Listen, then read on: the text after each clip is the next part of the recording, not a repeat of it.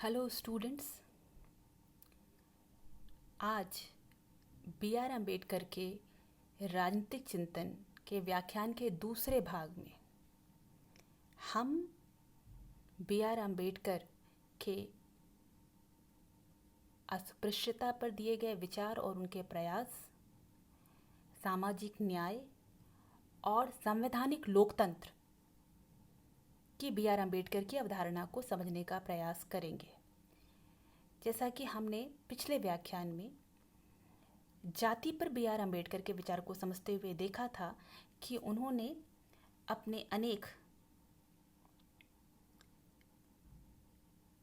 लेखन कार्यों के माध्यम से जाति की उत्पत्ति, जाति के स्वरूप और जाति की शोषणात्मक प्रवृत्ति और अंततः जाति को समाप्त करने के तरीके पर प्रकाश डाला था। आज हम जब बी आर अम्बेडकर के अस्पृश्यता संबंधी विचार को देखेंगे तो हम पुनः उनके कुछ लेखनों के माध्यम से ही प्रारंभ करेंगे जो बहुत महत्वपूर्ण स्थान रखते हैं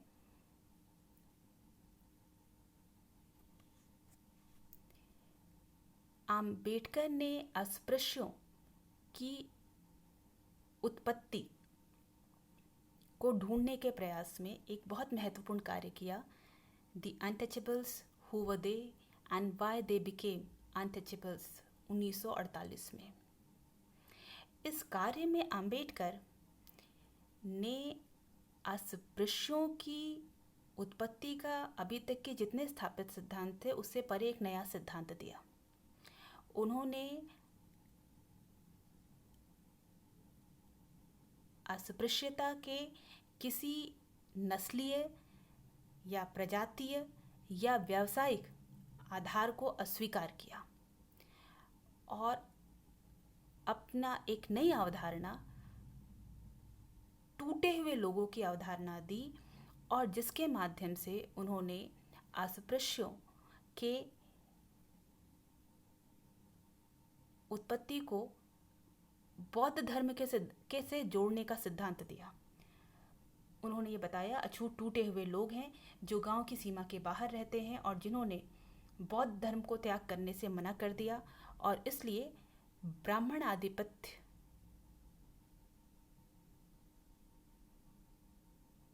ने उन्हें अस्पृश्य मान लिया। ये एक बड़ा व्यापक सिद्धांत है। ये सिद्धांत अपने आप में एक संपूर्ण व्याख्यान का विषय है, पर हम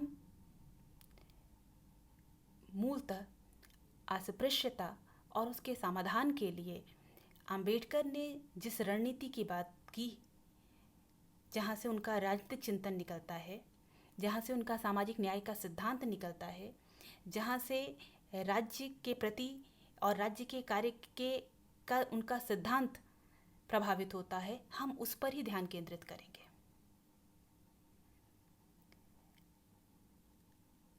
अस्पृश्यता निर्मूलन की दिशा में अम्बेडकर द्वारा किए गए प्रयास अनेक चरणों से होकर गुजरते हैं। जेलियट ने बहुत स्पष्ट किया है कि ये विभिन्न चरण कौन से हैं। मूलतः जेलियट ने इनको 3 चरणों में बांटा है। पहला चरण वो जहाँ पर अम्बेडकर ने अस्पृश्यों को जागृत करने और संगठित करने का कार्य किया, अखबारों के माध्यम से, संस्थाओं के संगठन के माध्यम से और कॉन्फ्रेंसेस के माध्यम से। दूसरे चरण में उन्होंने अस्पृश्यों के लिए राजनीतिक प्रतिनिधित्व प्राप्त करने के हर अवसर का प्रयोग और उसका भरपूर उपयोग किया, चाहे वो साइमन कमीशन के समक्ष उनका दावा हो, चाहे गोलमेज सम्मेलन में उनका दावा हो। अम्बेडकर ने बॉम्बे लेजिस्लेचर के सदस्य के रूप में काम करते हुए भी निरंतर अस्पृश्यों के उचित राजनीतिक प्रतिनिधित्व के लिए प्रयास किया। और तीसरे चरण में उनका मुख्य बल अस्पृश्यों को शिक्षित करने पर रहा, जहां पर उन्होंने अनेक शिक्षण संस्थाओं और छात्रावासों की स्थापना भी की, जिसके माध्यम से अस्पृश्यों के शिक्षा का समान अधिकार सुनिश्चित हो सके। तो इस प्रकार अस्पृश्यता की दिशा में अंबेडकर के विचार और उनके कार्य के 3 चरण जेलियट के हिसाब से हैं। पहला जागरूकता का चरण, दूसरा राजनीतिक प्रतिनिधित्व का चरण और तीसरा शैक्षणिक उत्थान का चरण।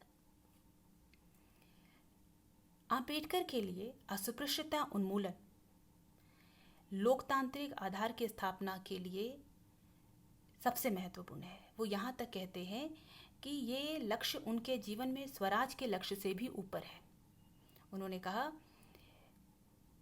अपने समुदाय के उत्थान का प्रयास मेरा लक्ष्य है।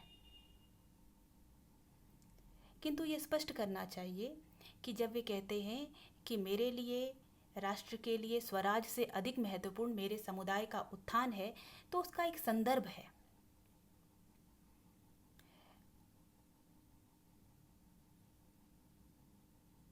वो संदर्भ जहां अंबेडकर को लगता है कि राष्ट्र के उत्थान का जो स्वर है उसको निर्धारित करने वाले जो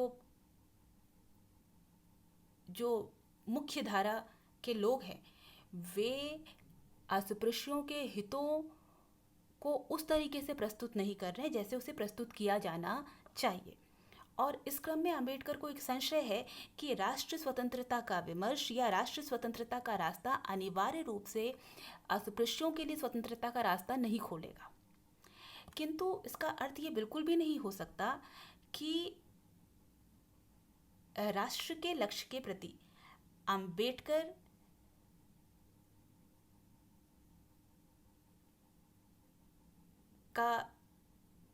की चिंता कम है। वास्तव में इन 2 लक्ष्यों के बीच में नेशनल गोल और अस्पृश्यों के उद्धार, ये 2 ऐसे लक्ष्य हैं जिसके बीच में अंबेडकर घूमते रहते हैं। किंतु राष्ट्रीय एकता का लक्ष्य अंबेडकर के लिए महत्वपूर्ण है। ये लक्ष्य उनके लिए कितना महत्वपूर्ण है, ये उनके इस व्याख्यान और इस कथन से स्पष्ट होता है, जब वो बड़े बेबाकी से कहते हैं कि मैं जानता हूं कि आज हम राजनीतिक, सामाजिक और आर्थिक रूप से बटे हुए हैं। वास्तव में हम संघर्षरत समूहों का एक समूह बन चुके हैं।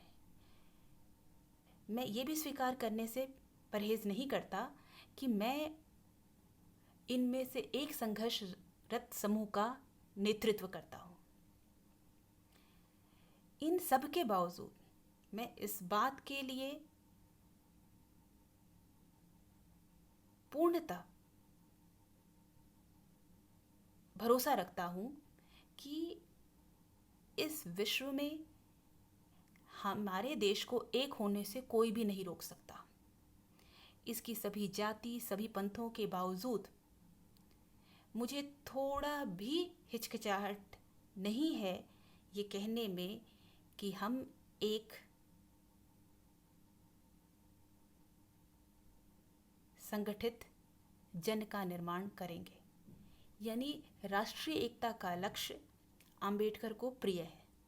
हाँ, अब एक और राष्ट्रीय एकता का लक्ष्य और दूसरी ओर जो हम आगे देखेंगे, जब वे बार बार दलितों के पृथक हित की बात करते हैं, इन दोनों के बीच में के संबंध को समझना आवश्यक है। वास्तव में अंबेडकर बहुत यथार्थवादी नीति को अपनाते हैं। वो राष्ट्र के भावनात्मक विमर्श की ओर नहीं जाते। उनका विश्वास है राष्ट्र की एकता में, राष्ट्र की समृद्धि में, पर वो यथार्थ धरातल को स्वीकार करते हैं कि जिस धरातल में हमारे आंतरिक संबंध बहुत अधिक असमानता पर आधारित हों, उस धरातल पर हम एक संगठित राष्ट्र का निर्माण नहीं कर सकते। तो हमें उस आंतरिक विषमता जो अत्यधिक है, पहले उस विषमता पर ध्यान देना होगा, और जब हम उस पर ध्यान देंगे तब हम एक संगठित राष्ट्र की बात कर सकते हैं। तो इनके विचार के ये दो पक्ष हैं, उनको हम उनके बीच के संबंध को हम इस संदर्भ में समझ सकते हैं। अंबेडकर ने अस्पृश्यता के मुद्दे को एक भिन्न तरीके से देखा। इतना तो स्पष्ट है कि ऐसा नहीं है कि अंबेडकर वो पहले व्यक्ति हैं जो अस्पृश्यता के विरोध में आंदोलन करते हैं। अंबेडकर के पहले अस्पृश्यता के विरोध में आंदोलन शुरू हो चुके हैं, किंतु अंबेडकर जहां बाकियों से भिन्न होते हैं, जहां बाकियों ने अस्पृश्यता के विरोध के आंदोलन को मूलतः एक सामाजिक आंदोलन तक सीमित रखा, अंबेडकर एक बहुत बड़ा खाका खींचते हैं अस्पृश्यता के विरोध के आंदोलन को के लिए, जो मात्र सामाजिक नहीं है बल्कि एक व्यापक आंदोलन है। उसकी प्रवृत्ति हम और उसकी प्रकृति क्या है वो हम आगे देखेंगे। अंबेडकर के अनुसार अस्पृश्यता के निर्मूलन का एक मनोवैज्ञानिक पक्ष है। राजनीतिक सामाजिक पक्ष के पहले हमें उस मनोवैज्ञानिक पक्ष को समझना जरूरी है। क्या है वो मनोवैज्ञानिक पक्ष? अंबेडकर कहते हैं कि दमित समूहों को सबसे पहले उनके में एक चेतना जागृत करनी है। किस चीज की चेतना?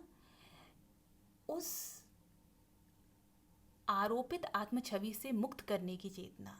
आरोपित आत्मछवि से क्या अर्थ है? अंबेडकर कहते हैं सामाजिकरण की पीढ़ी दर पीढ़ी जो प्रक्रिया चलती रही, उस प्रक्रिया में अस्पृश्यों और जो दमित हैं उनके ऊपर निम्न होने और अशुद्ध होने की एक छवि आरोपित कर दी गई। इस आत्मछवि को अस्पृश्यों ने आत्मसात कर लिया, और जब उन्होंने उसे आत्मसात कर लिया तो उन्होंने इस दयनीय अवस्था को, इस असमानता को, इस विभेद को स्वीकार कर लिया। इस छद्म सामाजिकरण का पटाक्षेप करते हुए अंबेडकर ये बताते हैं कि आवश्यक है कि उन्हें ये समझाया जाए कि ये छद्म सामाजिकरण जिन्होंने उन्हें ये सिखाया कि उनकी दास्ता प्राकृतिक है, उनकी दास्ता ही उनका भाग्य है, उनकी दास्ता उनके पिछले जन्म के कर्म का परिणाम है। इन आरोपित विश्वासों से उन्हें मुक्त करना आवश्यक है। उन्हें इस बात के लिए जागरूक करना होगा कि उनकी वर्तमान दयनीय स्थिति का कोई भी लेना देना उनके कर्मों से नहीं है, ये उनका भाग्य बिल्कुल भी नहीं है। ये एक मानव निर्मित व्यवस्था है जिसके पीछे शक्ति का समीकरण काम कर रहा है, और इसे बदला जा सकता है और बदला जाना चाहिए। अंबेडकर ने इस आरोपित आत्मछवि को खंडित करने के लिए जो नारा दिया वो था, दास को ये बता दो कि वो दास है, वो दास्ता के विरुद्ध संघर्ष करेगा।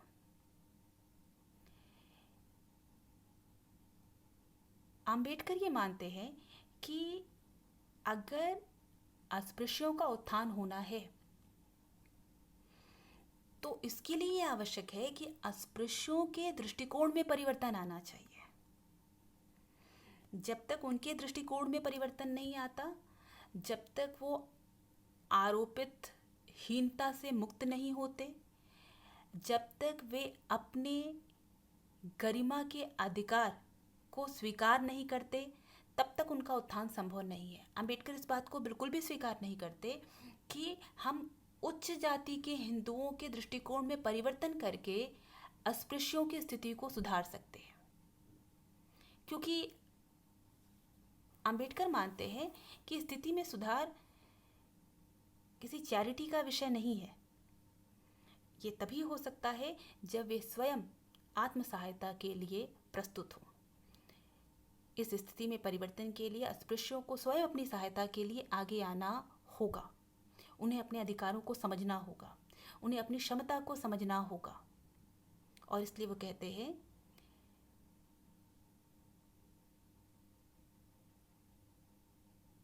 कि अस्पृश्यों को संबोधित करते हुए कहते हैं कि भोजन, आवास और वस्त्र जैसे दूसरों को उपलब्ध होता है वैसे ही आपको भी उपलब्ध हो, ये आपका जन्मसिद्ध अधिकार है।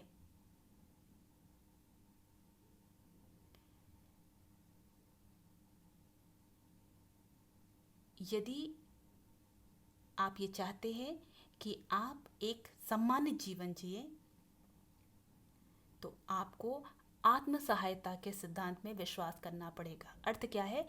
आप किसी सुधारक, आप किसी नायक के लिए या उसके प्रयास के लिए इंतज़ार नहीं कर सकते।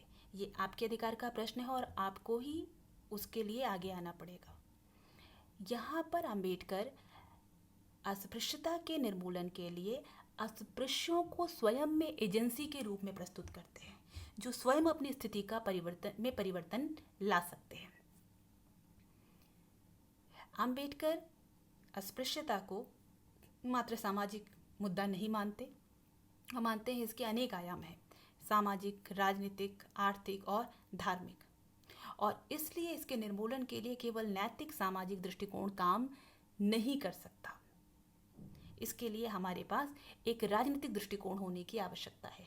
यही कारण है कि अंबेडकर का अस्पृश्यता निर्मूलन के लिए जो दृष्टिकोण है वो राजनीतिक सशक्तिकरण का दृष्टिकोण है, और इसलिए वे बार बार इस बात पर बल देते हैं कि अस्पृश्यों को, जो दमित हैं, जो शोषित हैं, उन्हें अपने आप को संगठित करना होगा। जब तक वे संगठित नहीं होंगे तब तक इस राजनीतिक परिदृश्य में वे अपनी उपस्थिति दर्ज नहीं करा पाएंगे और न तो अपने हितों के लिए सही सौदेबाजी कर पाएंगे। अंबेडकर के मानते हैं कि समस्त सामाजिक प्रगति की कुंजी राजनीतिक शक्ति है।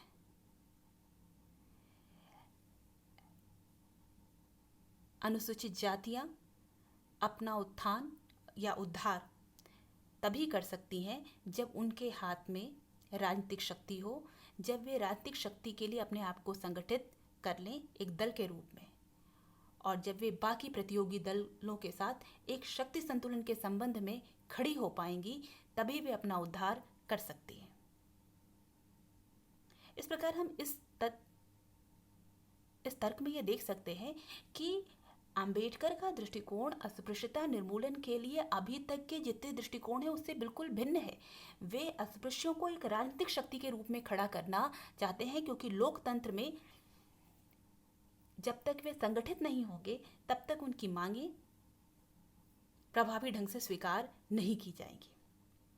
उन्होंने बार बार इस बात पर बल दिया कि कांग्रेस का दृष्टिकोण ब्राह्मणवादी है, जो दमितों के हित के लिए ध्यान नहीं देती, और इसलिए कांग्रेस से और कांग्रेस के नेतृत्व से अस्पृश्यों को और दमितों को बहुत अधिक अपेक्षा नहीं करनी चाहिए। उन्होंने नेहरू कमेटी पर यह आरोप के संदर्भ में ये कहा कि इस कमेटी ने अस्पृश्यों के हित को ध्यान में नहीं रखा, और इस प्रकार वे बार बार बल देते हैं कि अस्पृश्यों को एक राजनीतिक शक्ति के रूप में खड़ा होना पड़ेगा। और वे राजनीतिक शक्ति के रूप में कैसे खड़े हो सकते हैं? इसके लिए अंबेडकर को जो रास्ता समझ में आता है वो आता है पृथक प्रतिनिधित्व का, सेपरेट इलेक्टोरेट का। वे स्पष्ट हैं कि जब तक उन्हें प्रतिनिधित्व का अधिकार नहीं दिया जाएगा तब तक उनके स्वरों को सुना नहीं जाएगा। अस्पृश्यों का प्रतिनिधित्व अस्पृश्य ही कर सकते हैं, अंबेडकर ऐसा मानते हैं।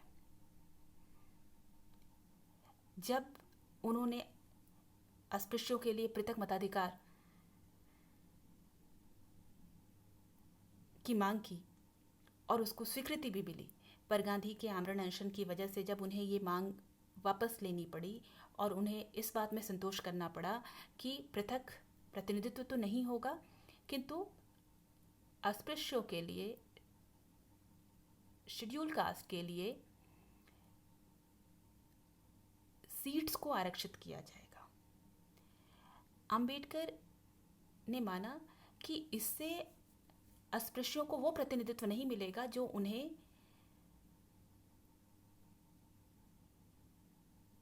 सेपरेट इलेक्टोरेट के माध्यम से मिल सकता था। और उन्होंने स्पष्ट रूप से कहा कि कम्युनल अवार्ड का उद्देश्य अस्पृश्यों को हिंदुओं की गुलामी से मुक्त करना था, जबकि पूना पैक्ट का निर्माण उन्हें हिंदुओं के आधिपत्य के अंदर ही रखने के लिए किया गया है। अंबेडकर की जो राजनीतिक रणनीति है अस्पृश्यों के उत्थान के लिए, उसकी व्याख्या करते हुए एन सुकुमार ने उसके 3 अंग बताए, 3 मुख्य घटक बताए। पहला, निरंतर राजनीतिक प्रतिरोध और सौदेबाजी के माध्यम से शेड्यूल कास्ट्स को ये प्रयास करना चाहिए कि वे ब्रिटिश सरकार से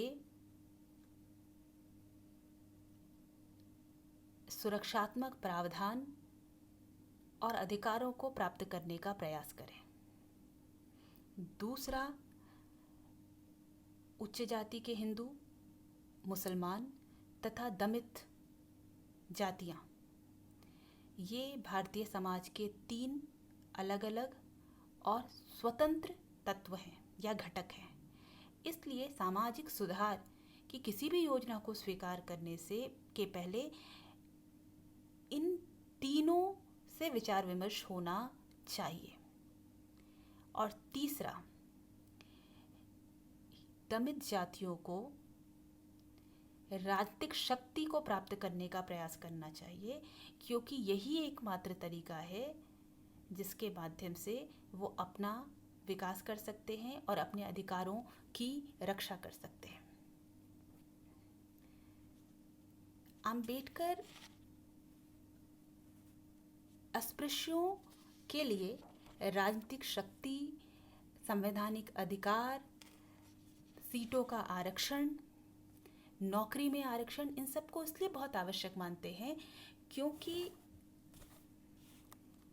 उनका मानना है कि यही वो रास्ते हो सकते हैं जिसके माध्यम से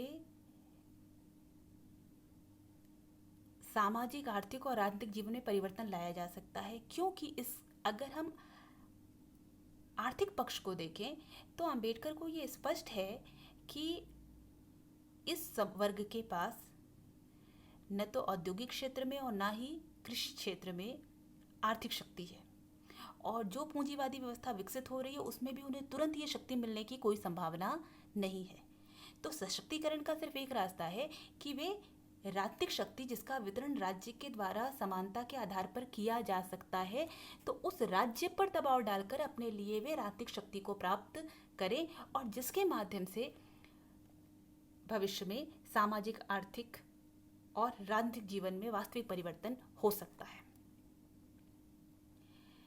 तो इस प्रकार हम देखते हैं कि अंबेडकर ने राजनीतिक रणनीति पर बहुत बल दिया, किंतु उसके साथ ही साथ उन्होंने शिक्षा को भी अस्पृश्यों के उद्धार के लिए आवश्यक माना। यहाँ यह स्पष्ट होना चाहिए कि जब अंबेडकर शिक्षा की बात करते हैं तो वे सिर्फ साक्षरता की बात नहीं करते, बल्कि अस्पृश्यों के लिए, दलित जातियों के लिए उच्च शिक्षा की बात करते हैं। अपने पक्ष को स्पष्ट करते हुए अंबेडकर कहते हैं, निम्न वर्ग को के उत्थान की समस्या भारत में केवल उन्हें भोजन देने, वस्त्र देने या उन्हें उच्च जातियों की सेवा में लगाने जैसा कि प्राचीन आदर्श रहा है, यह समस्या वहाँ तक सीमित नहीं है। वास्तव में यह समस्या उन्हें अपने अधीनता के बोध से मुक्त कराने की समस्या है, जिसने उनके विकास को रोक रखा है, उन्हें दास बना के रखा है।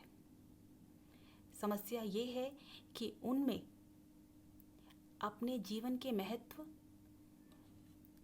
उनके स्वयं के लिए तथा राष्ट्र के लिए उनके जीवन के महत्व के प्रति उन्हें जागरूक करना होगा, और इस जागरूकता का कार्य केवल उच्च शिक्षा के प्रसार के माध्यम से ही हो सकता है।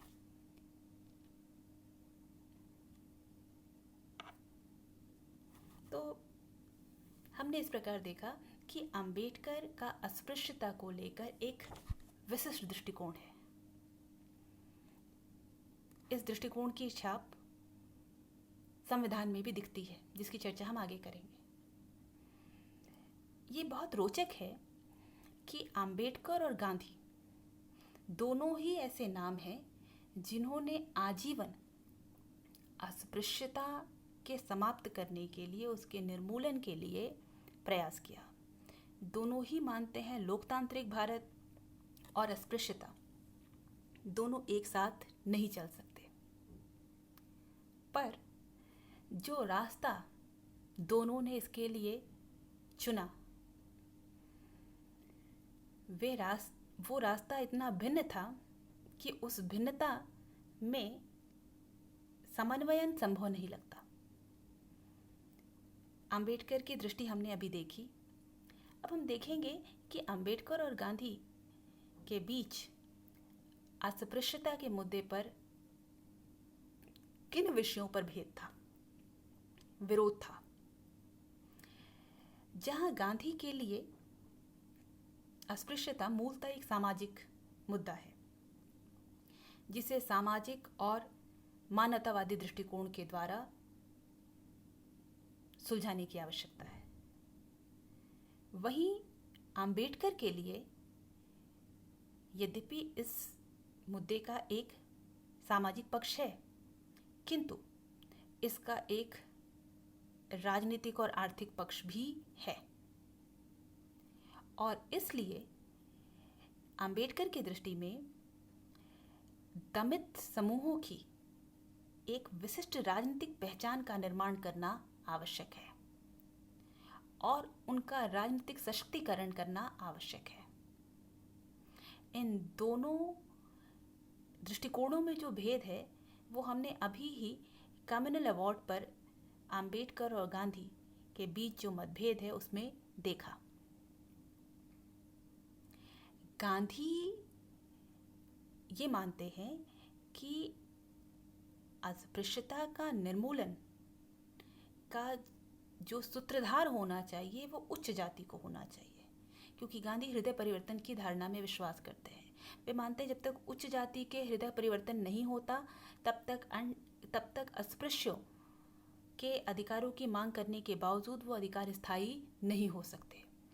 इसलिए गांधी उच्च जाति के हिंदुओं के हृदय परिवर्तन के प्रोजेक्ट पर अधिक ध्यान देते हैं, जबकि अंबेडकर का प्रोजेक्ट दूसरा है। अंबेडकर जो दमित समूह है उसे एजेंसी के रूप में देखते हैं और उसे इस बात के लिए तैयार करते हैं, उसे इस बात के लिए जागरूक करते हैं कि आप अधिकार दिए जाएंगे, सम्मान दिया जाएगा, इसका इंतजार नहीं कर सकते। आपके अधिकार जन्मसिद्ध अधिकार हैं, आपको उन अधिकारों के लिए संघर्ष करना होगा। तो जहां अंबेडकर के लिए का मानना यह है कि अस्पृश्यों का उद्धार अस्पृश्यों की पहल पर ही हो सकता है, गांधी इस पहल को उच्च जाति के हाथ में रखते हैं। गांधी ने जब all India anti untouchability league, जिसका नाम बाद में हरिजन सेवक संघ पड़ा और जिसके माध्यम से उन्होंने अस्पृश्यों के उद्धार के लिए बहुत कार्य किए, उस संस्था के कार्य करने की शैली और संस्था के संगठन को लेकर दोनों में जो मतभेद है वो इसी पक्ष को की ओर संकेत करता है। धीरे धीरे इस लीग ने जो काम किया उसकी सराहना अंबेडकर ने की, किंतु अंबेडकर ये चाहते थे कि इस संस्था में चूंकि वो अस्पृश्यों के उद्धार के लिए है तो अस्पृश्यों की का बहुमत होना चाहिए, पर गांधी उसका ढांचा बदलने को तैयार नहीं थे, जहां मूलतः बहुमत उच्च जाति के हिंदुओं का था। और ये इसलिए था क्योंकि अभी अभी हमने देखा दोनों का दृष्टिकोण बिल्कुल विपरीत है। उसके आगे जैसे हमने देखा जाति के विमर्श में, अंबेडकर के जाति के विमर्श में, कि वे मानते हैं कि अगर जाति को समाप्त करना है तो उसके धार्मिक आधार को समाप्त करना होगा, और कहीं ना कहीं कुछ अर्थों में हिंदू धर्म पर प्रश्न चिन्ह लगाते हैं। गांधी सनातन जीवन शैली के प्रशंसक हैं। यद्यपि उनकी प्रशंसा बिल्कुल आलोचना से मुक्त नहीं है, उनकी अपनी एक आलोचनात्मक दृष्टि है, पर उन्हें मूलतः सनातन जीवन की संभावना में बहुत विश्वास है। तो यही कारण है कि गांधी और अंबेडकर की दृष्टि यहाँ पर भी एक दूसरे से भिन्न हो जाती है। पुनः गांधी अस्पृश्यता निर्मूलन और अस्पृश्यों के उद्धार का दायित्व समाज और समुदाय को सौंपना चाहते हैं, क्योंकि उन्हें समाज और समुदाय की शक्ति में विश्वास है। जबकि अंबेडकर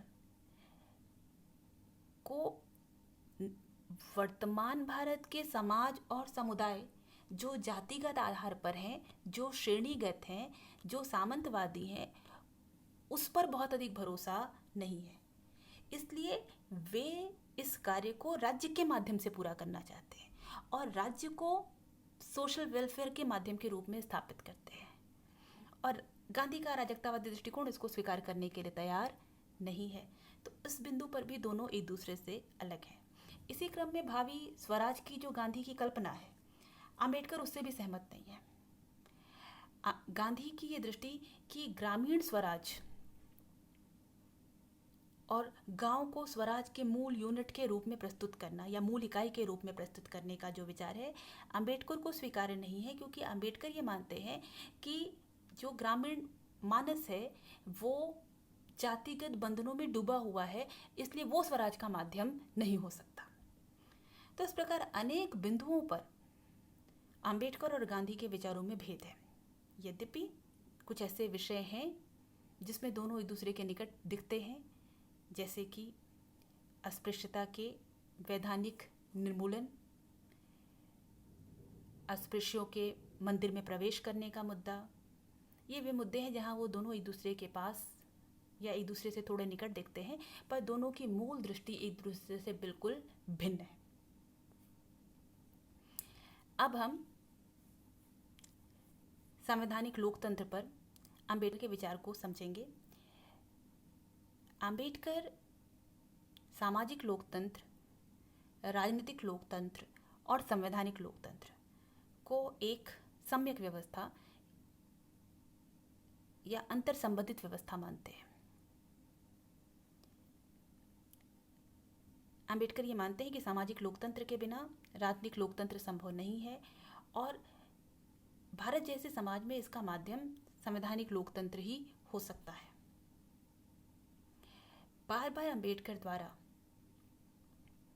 अस्पृश्यों के लिए राजनीतिक अधिकार तथा विशेषकर संवैधानिक सुरक्षात्मक प्रावधानों पर बल दिया जाना अंबेडकर की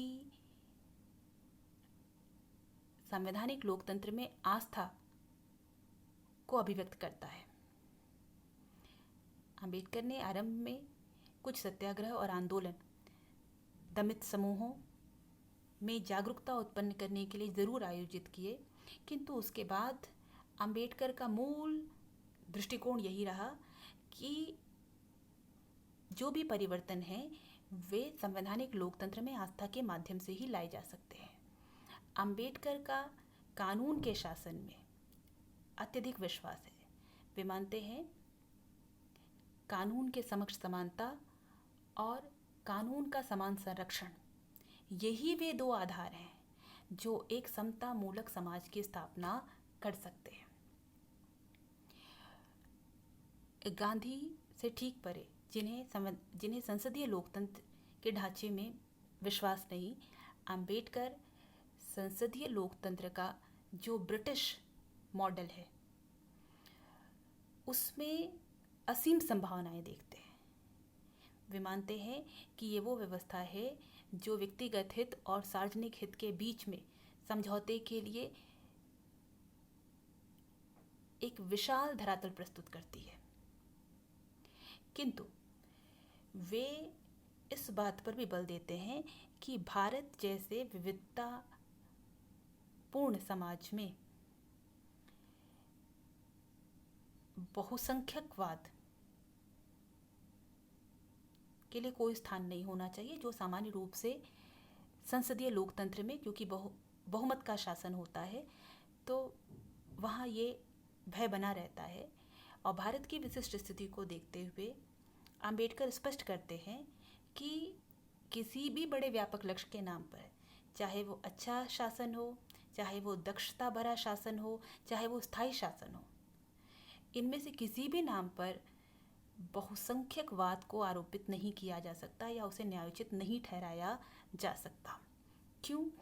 वो कहते हैं जब दक्षता को किसी वर्ग के स्वार्थी हित के से जोड़ दिया जाता है, तो ऐसा समीकरण एक अच्छा शासन देने के बजाय मात्र ऐसा साधन बन जाता है जो अधीनस्थ समूहों को दबाने का काम करता है। इसलिए भारतीय लोकतंत्र संसदीय लोकतंत्र होगा, किंतु इस संसदीय लोकतंत्र में बहुसंख्यकवाद के लिए कोई स्थान नहीं होगा। कैसे इसको सुनिश्चित किया जाएगा? तो अंबेडकर कहते हैं संवैधानिक प्रावधान ऐसे किए जाने चाहिए जो भविष्य में बहुसंख्यकवाद की स्थिति उत्पन्न न होने दे। साथ ही साथ संवैधानिक लोकतंत्र के ढांचे को जब भारत में स्वीकार किया जाएगा, तो अंबेडकर मानते हैं भारत में जो उचित ढांचा है वो केवल संघीय लोकतंत्र का ही हो सकता है, संघीय संसदीय लोकतंत्र का ही हो सकता है। संसदीय लोकतंत्र के सिद्धांत में विश्वास होने के नाते ही अंबेडकर बार बार इस बात पर बल देते हैं कि चूंकि संसदीय लोकतंत्र में अपने हितों को पहुंचाने के लिए समूहों का संगठित होना आवश्यक है। यही कारण है कि वे बार बार इस बात पर बल देते हैं कि जो अस्पृश्य समूह है उसे अपने आप को एक राजनीतिक समूह के रूप में संगठित करना होगा। अंबेडकर के पूरे चिंतन का जो मूल आधार है, जो हमने उनके जाति के विचार में, अस्पृश्यता निर्मूलन के विचार में देखा, वो उनकी मूल इच्छा सामाजिक न्याय पर आधारित समाज की है। सामाजिक न्याय की अवधारणा वास्तव में अंबेडकर के चिंतन का मूल लक्ष्य भी है और मूल प्रेरणा भी है। वे मानते हैं कि भारत जैसे समाज में न्याय की स्थापना के लिए ये बहुत आवश्यक है कि हम मूल्यों, वस्तुओं, सेवाओं, अवसरों, पदों के वितरण की व्यवस्था पर पुनर्विचार करें और इस व्यवस्था के न्यायपूर्ण होने के लिए केवल समान वितरण का सिद्धांत काम नहीं करेगा। जो वंचित हैं उनके विशेष हितों पर विशेष ध्यान देकर इस वितरण की प्रक्रिया को निर्धारित करना होगा। इसीलिए सामाजिक न्याय का विचार अंबेडकर के चिंतन में केंद्रीय विचार बन जाता है। और सामाजिक न्याय प्राप्त कैसे किया जाएगा? सामाजिक न्याय की प्राप्ति के तरीके में अंबेडकर का संवैधानिक लोकतंत्र के प्रति विश्वास उन्हें इस बात के लिए प्रेरित करता है कि वैधानिक प्रावधानों के माध्यम से ही सामाजिक न्याय की स्थापना हो सकती है, क्योंकि जब तक सामाजिक न्याय के प्रावधानों को वैधानिक जामा नहीं पहनाया जाता, तब तक ये सरकार के लिए नीतिगत बाध्यताएं नहीं होंगी और केवल उपकारात्मक प्रावधान का विषय होंगी। इसका मतलब क्या हुआ कि हमें संवैधानिक प्रावधानों के माध्यम से, वैधानिक प्रावधानों के माध्यम से आने वाली सरकारों को इस बात के लिए बाध्य करना पड़ेगा कि उन्हें इस विशेष हितों का ध्यान रखना है, केवल उपकार की वजह से नहीं, नीतिगत बाध्यताओं की वजह से। उन्होंने बार बार सार्वजनिक पदों पर, सार्वजनिक रोजगार में दमित वर्गों के लिए आरक्षण की आवश्यकता पर बल दिया। इसके दो कारण हैं। पहला तो ये कारण कि जब इस प्रकार का आरक्षण होगा तो सार्वजनिक रोजगार में इन दमित समूहों का प्रतिनिधित्व बढ़ेगा। ये बढ़ा हुआ प्रतिनिधित्व उन्हें उनके लिए सामाजिक और राजनीतिक गरिमा प्राप्त कराने में मदद करेगा और इस प्रकार उनके सामाजिक परिस्थिति में सुधार होगा। और साथ ही साथ दूसरा कारण कि इस सार्वजनिक रोजगार में बढ़ते हुए प्रतिनिधित्व से उनका आर्थिक जीवन स्तर सुधरेगा और उनकी आर्थिक स्थिति में परिवर्तन आएगा। इसलिए अंबेडकर सार्वजनिक रोजगार में आरक्षण पर बल देते हैं। वे सामाजिक न्याय के लिए राजनीतिक प्रतिनिधित्व को आवश्यक मानते हैं ताकि भविष्य में जब नीतियों का निर्माण हो तो उनके स्वर को महत्व दिया जाए, उनका पृथक प्रतिनिधित्व पर बल देना और अंततः उसकी पूर्ति न होने पर दमित समूहों के लिए सीट के आरक्षण को स्वीकार करना उनके इसी विचार का प्रमाण है। वे मानते हैं जब राजनीतिक प्रतिनिधित्व होगा तो भविष्य में जिन भी नीतियों का निर्माण होगा उन नीतियों के निर्माण में इन समूहों के हितों को ध्यान में रखा जाएगा। सामाजिक न्याय के लिए वे कल्याणकारी राज्य को साधन मानते हैं। वे मानते हैं भारत जैसे पद सोपानीय सामंतवादी समाज में सामाजिक न्याय की स्थापना का कार्य केवल राज्य के द्वारा ही किया जा सकता है और वो भी तब जब राज्य ऐसा करने के लिए संवैधानिक रूप से बाध्य हो।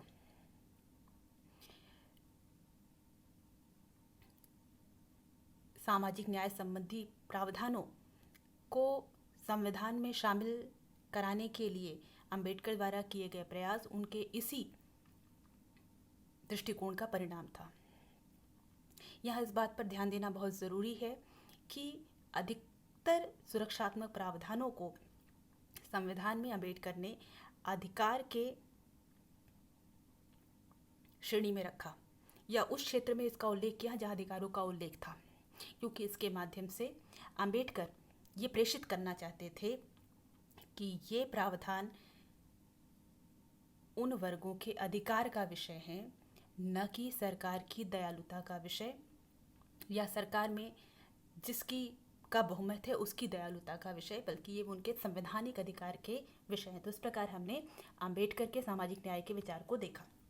अब अंततः हम अगर अंबेडकर के विचार और उनके चिंतन पर एक आलोचनात्मक दृष्टि डालें तो हम पाते हैं कि अंबेडकर ने अनेक भूमिकाएं निभाई और समय की आवश्यकता के अनुसार समय समय पर अपने विचारों में अपनी स्थितियों में परिवर्तन भी किया। कभी कभी उन्होंने विरोधी स्थितियां, विरोधी पोजीशंस को भी या कॉन्ट्ररी पोजीशंस को भी अपनाया। ये जो अनेक प्रकार के रोल या अनेक प्रकार की भूमिकाएं उनके द्वारा निभाई गई वो एक और तो उनका योगदान है, किंतु कई बार इन अनेक भूमिकाओं का संपादन और निरंतर परिस्थितियों के अनुरूप अपने विचारों में परिवर्तन ने अंबेडकर के चिंतन की स्पष्टता और उसकी संगतता को प्रभावित किया है। कई बार अंबेडकर के चिंतन और उनके द्वारा अभिव्यक्त किए गए विचार आपस में असंगत लगते हैं। इसी तरह कई स्थानों पर अंबेडकर के चिंतन और उनकी राजनीति के बीच में असंगतता पाई जा सकती है। एक विषय जहाँ पर वे सबसे अधिक संगत हैं, जहाँ विचारों में जहाँ जिस प्रतिबद्धता को लेकर कभी भी कोई परिवर्तन नहीं आया, वो प्रतिबद्धता थी दमित समूहों का उत्थान। किंतु यहाँ पर भी हमने बार बार देखा उनके विचार, उनकी रणनीतियों में परिवर्तन होते रहे। वो यहाँ पर एक यथार्थवादी की भांति अपनी रणनीति में संदर्भ के अनुरूप परिवर्तन करने के लिए तैयार है।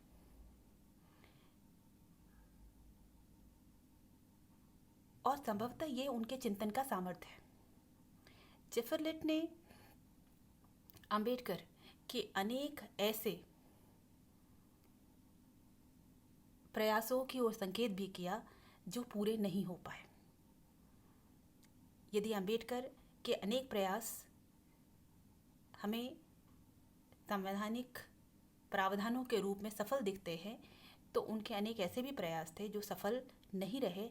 जेफरलेट ने उस पर ध्यान दिलाते हुए लिखा है कि वे अनुसूचित जाति के लिए पृथक मतदान प्राप्त करने में सफल नहीं रहे।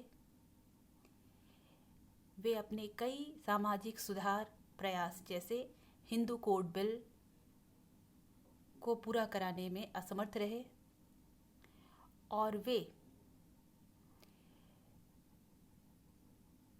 अस्पृश्यों, पूरे भारत के अस्पृश्यों के हित का प्रतिनिधित्व करने वाली एक दल की स्थापना में भी असमर्थ रहे। इस दिशा में उन्होंने जो प्रयास किए वो बहुत सफल नहीं हुए। किंतु इन आलोचनाओं के बावजूद अंबेडकर का भारतीय राष्ट्र के निर्माण, भारतीय समाज, भारतीय लोकतंत्र और भारतीय चिंतन को असीम योगदान है। और वास्तव में विलेनियन रॉड्रिक्स की जो पंक्तियां हैं वो उस पूरे योगदान का निष्कर्ष प्रस्तुत करती है। विलेनियन रॉड्रिक्स लिखते हैं कि अंबेडकर के द्वारा जो भूमिका निभाई गई उसके चिन्ह स्वतंत्रता के बाद के भारतीय समाज में दिखते हैं। उनके प्रयासों ने भारत की राजनीतिक और नागरिक रूपरेखा निर्मित की। इन प्रयासों के बिना भारत निसंदेह एक भिन्न भारत रहा होता, और पूरी संभावना के साथ ये कहा जा सकता है कि इन प्रयासों के बिना भारत कहीं अधिक असमता पर आधारित और अन्यायपूर्ण भारत रहा होता। उन्होंने भारत की नैतिक और सामाजिक आधार को एक नवीनता प्रदान की और एक ऐसे राजनीतिक व्यवस्था के लिए प्रयासरत रहे, संवैधानिक लोकतंत्र पर आधारित एक ऐसी राजनीतिक व्यवस्था के लिए प्रयासरत रहे जो वंचितों के प्रति संवेदनशील हो। तो इस प्रकार हम ये कह सकते हैं कि अंबेडकर के दर्शन के अनेक आयाम हैं। उन आयामों में कई बार असंगतता दिख सकती है, पर उसे समझने की एक मात्र कुंजी ये है कि उसे उसके संदर्भ में समझने का प्रयास किया जाए। इस प्रकार आज हमने अंबेडकर के अस्पृश्यता संबंधी चिंतन, सामाजिक न्याय और संवैधानिक लोकतंत्र के विचार को समझने का प्रयास किया। धन्यवाद।